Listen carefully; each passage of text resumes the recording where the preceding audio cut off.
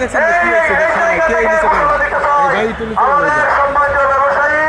সেই সোশ্যালিস্ট গ্রেপ্তার হয়েছেন আজকে সমাজে আলোচনা হয়েছে গ্রেপ্তারি যারা গ্রেপ্তার হয়েছেন তাদের জন্য আমরা নিঃশব্দ মুক্তি চাই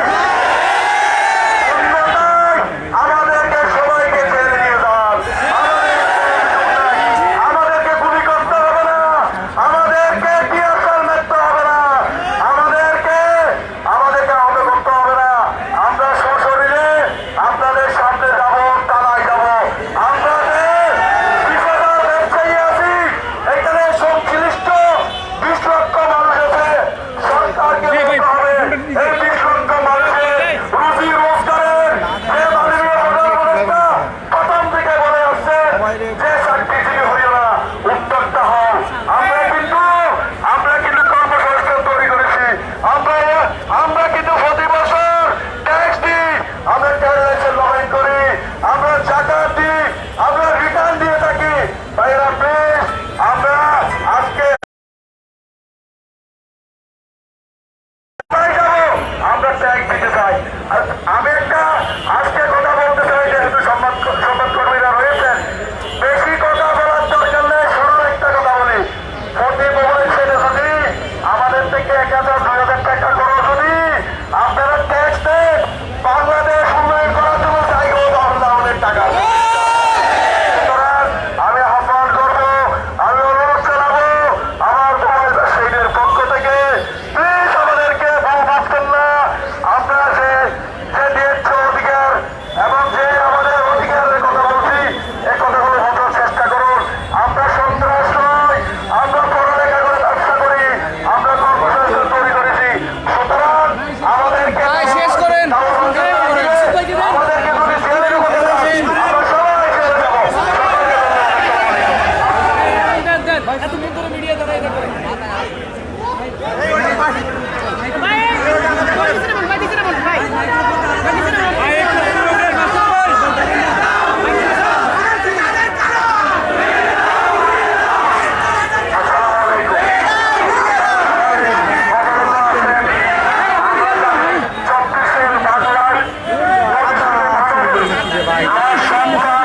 আমার স্কুলে এসেছিলাম তারা আমাকে ট্রেনে হেল্প করে সাইডে নিয়ে ফেলে দিয়েছে তারা মানবিক কিভাবে আমরা তাদের কাছে প্রশ্ন রাখি আমরা কতটা শান্তিপ্রিয় মানুষ আপনারা আমাদেরকে গুলি করছেন তারপরে আমরা এখন পর্যন্ত বাংচুরে যাই নাই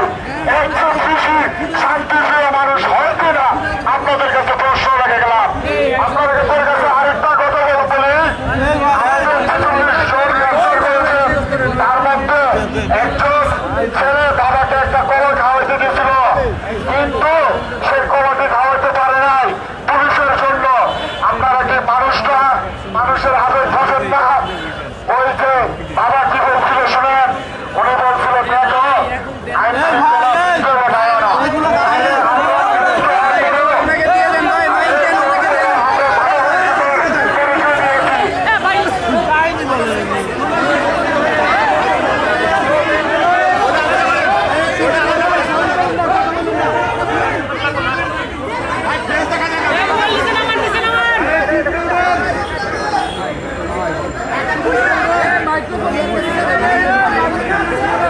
ভাই এক সিঁড়ি উপরে উঠেন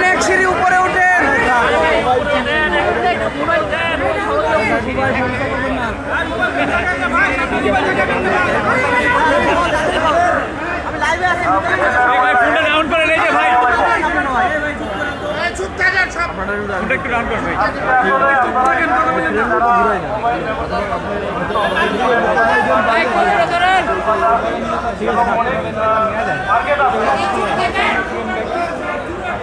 মার্কেট আছে সবাই এখানে উপস্থিত আছেন মোটামুটি আমরা বিশেষ করে সরকার কিন্তু কোনো ব্যবসায়ী শ্রেণীর বিরুদ্ধে না জনগণের বিরুদ্ধে না সবাই মিলে সরকারকে সহযোগিতা করতেছি আমরা সরকার মানে আমরা সবাই মিলে আপনারা কিন্তু সরকারের একটা পার্ট এইখানে আমাদের পক্ষ থেকে পুলিশের পক্ষ থেকে আমি বারবার যেটা একটু বলার চেষ্টা করেছি এখন আমরা খুবই একেবারে ক্লান্তিকার অতিক্রম করতেছে। সামনে আর 30-35 দিন পরে আমাদের যে কাঙ্ক্ষিত নির্বাচন, এই নির্বাচন উপলক্ষে আমরা কোনো গোষ্ঠী বা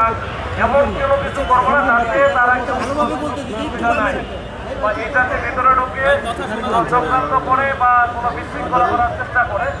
তারই অংশ হিসাবে যেহেতু সময় একেবারে কম, এই সময়টাতে আপনারা একটু ধৈর্য ধরেন। যদি আপনাদের কোনো আইনে কিন্তু চিরস্থায়ী না, আইন কাদের জন্য? জনগণের জন্য। জনগণের জন্য আপনারা তো জনগণে, আপনারা এই যে মানে আমাদের জনগণের একেবারে খুব গুরুত্বপূর্ণ একটা অংশ ব্যবসায়ী, এবং মোবাইলটা সবার জন্য একেবারে সবার জন্য খুবই নিত্য প্রয়োজনীয় একটা দ্রব্য। এই মোবাইল আমরা ইউজ করি, আমি ইউজ করি, আপনি ইউজ করেন, দেশের কর্তা যারা আছে সবাই ইউজ করে নাকি? তো এটা সবাই বুঝবে। আপনাদের দাবি দেওয়া যদি ন্যায্য হয় সেটা অবশ্যই সরকার এটা বিবেচনা করবে। তো সেক্ষেত্রে আপনাদের এই যে দাবি দেওয়া যেগুলো আমরা শুনলাম, আমরা আমাদের লেভেল থেকে আমাদের যারা সিনিয়র আছে এবং আমাদের যারা ঊর্ধ্বতন কর্তৃপক্ষ আছে সর্বোচ্চ লেভেলে, সেখানে এই বিষয়গুলো আমরা উত্থাপন করব। কিন্তু এই অবস্থায় আপনারা এই যে রাস্তাঘাট বন্ধ করা,